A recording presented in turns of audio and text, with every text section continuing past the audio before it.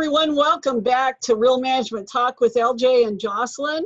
These talks started as friendship talks between the two of us about life, business, observations, you name it. This is our take on everything. We started these talks really as talking with you all anyways, as a lark, and now we try to come to you weekly to share insights around, in particular, business, nonprofit business, and other business types so that you can hear our takes on it. So this week, we are going to continue our grant writing talks, and this week we're talking about grant writing FOMO. And I don't know about you, LJ, but man, I got a lot to say on that fear of missing out, especially when it comes to grants. Absolutely. And I think it's such a timely discussion for us too, because with the pandemic, a lot of people are home. And, you know, like you were saying earlier, Jocelyn and I were talking earlier, a lot of times, you know, during the pandemic, a lot of times what we've seen is that, you know, your social mirror is really kind of forcing you to peel back those layers of your own personality, of your own interests in life and your professional pursuits and your personal ones. And it's really forcing you to ask those questions of, you know, who am I? Where am I going? Am I missing out on things? Am I maximizing my potential? Am I even realizing my potential, right? And the conversation about the fear of missing out from the perspective of grant writing is such a perfect and timely one for that reason, because right now you see all sorts of announcements from, you know, federal entities to state entities to local and municipal entities and even private foundations that are announcing all sorts of, you know, notices of funding opportunity, grant announcements, loan announcements that are being disguised or passed off as grants, right? All of these funding vehicles are being announced at this point, and so many people are looking at it as if it's, you know, free money or really just an opportunity to you know, heighten their reputation or heighten their influence, right? Because if they're associated with an organization like the Mellon Foundation, you know, they may be able to attract other you know, awesome organizations of that caliber. So it's a really difficult time, I think, to really try to, you know, get settled in on what your why is, get very clear as to what you are looking to accomplish at this time, and not really feel like you're going to miss out on an opportunity because, you know, of your anxiety of opportunity cost. Right. Well, and there was so much stuff I was thinking about unpacking right there. Because, you know, when you were talking about the grants, so right there, there's the regular grants for nonprofits, but right now what we're seeing is people are saying we're giving grants to small businesses, in particular to the startup entrepreneur. Except that just as a lot of times in the nonprofit world, the small business owner who's not familiar with it does not realize the strings that are attached, and because there's pressure. I mean, you and I both know this because we own small businesses, and there's been a lot of pressure that's built since March and since the start of everything, right? A lot of people just in a panic, they're applying for anything and everything, and they're getting awarded it. But what they don't realize is that in some cases, it's not a grant, and it's not going to be forgivable, and they're going to have to pay it back. And it's the same thing when we go over to grant writing, right? I mean, I know that I've started with organizations and like that I've come into, I know you have too, that everybody has an opinion on where you should apply. And our jobs as the grant writer are to, in some respects, to be the gatekeeper and push back against even the executive director, the development officer, the board of directors, and everybody else, the major donor even sometimes, who thinks that you should go for X grant because that's the perfect fit, and it's not. And because you know from experience that it might actually cost your organization even more money if you actually get it awarded. Or, you know. I like to call that the spaghetti thing, where we just, got as many applications as possible, see what sticks on the wall. Other people have called it the shotgun theory, you know. But so right, but and it's all caused from this fear of missing out on something.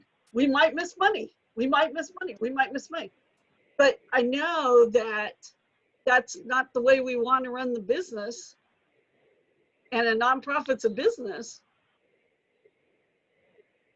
Right? I mean, yeah, you hit the nail on the head several times. It's in for-profit and in non-for-profit, or non-profit, I should say, excuse me. Not talking about activities, we're talking about business structures. So for-profit and non-profit entities, the fear is really the same, right? Because, like you said, Jocelyn, the bottom line is that a nonprofit is still a business. It's still being managed as a business. It's trying to be profitable just as a for-profit business is, so that it can, sustain its goals and its objectives and really meet its mission and vision statements, right? Same thing on the corporate side of the house. But the reality of the situation is that especially right now, right, if you are every day, let's just be real, every day you're going onto LinkedIn, or you're going on to Twitter, you're going on to Facebook, you're going on to Instagram, and that's your social mirror, right? That's your echo chamber, really. You're looking at what other people are doing.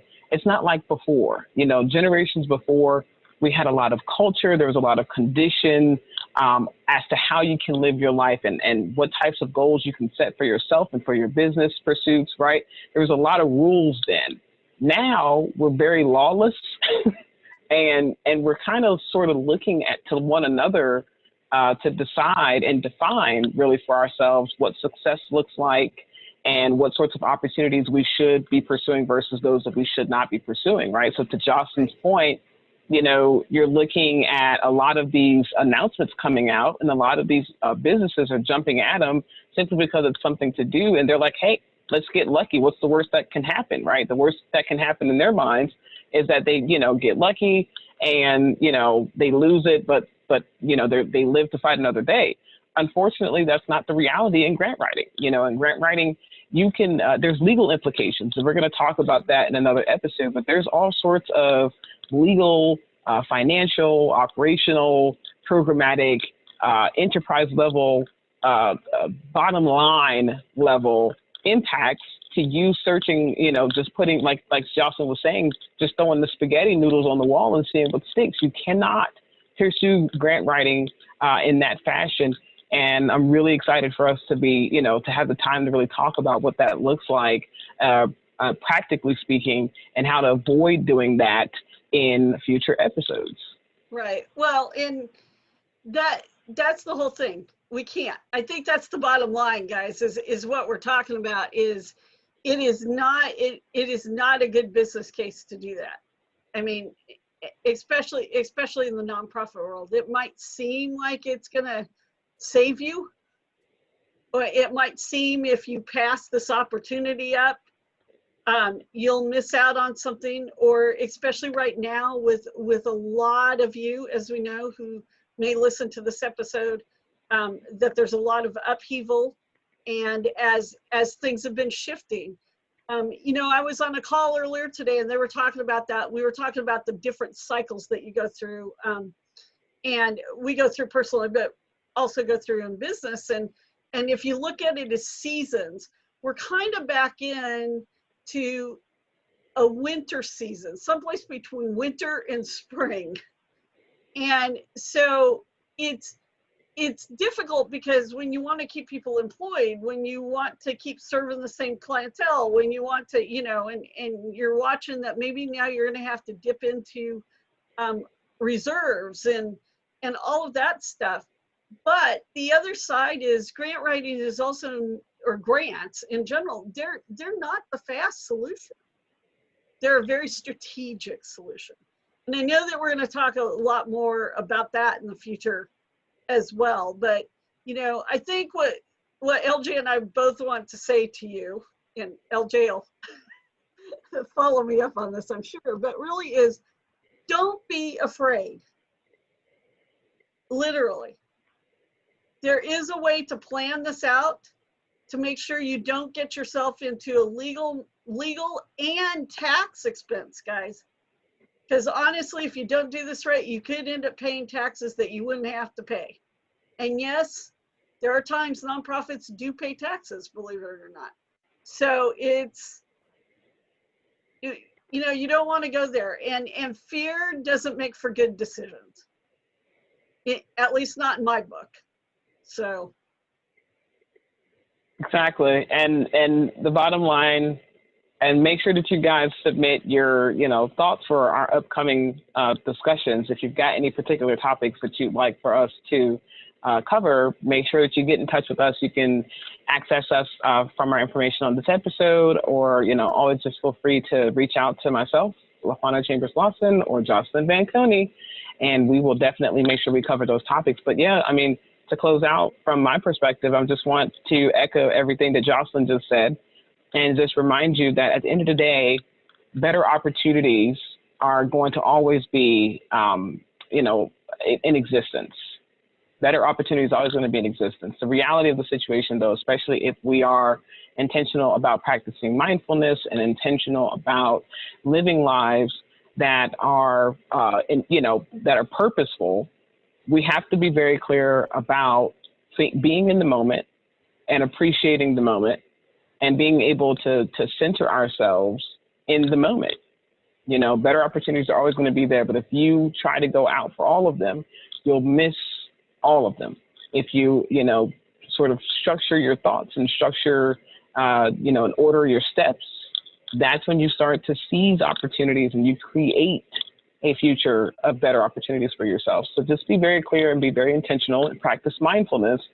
And I think we'll be able to get past that fear of missing out as it relates to grant writing every time. We will. So bye, guys. We'll see you on our very next episode. Good night. Bye. Bye.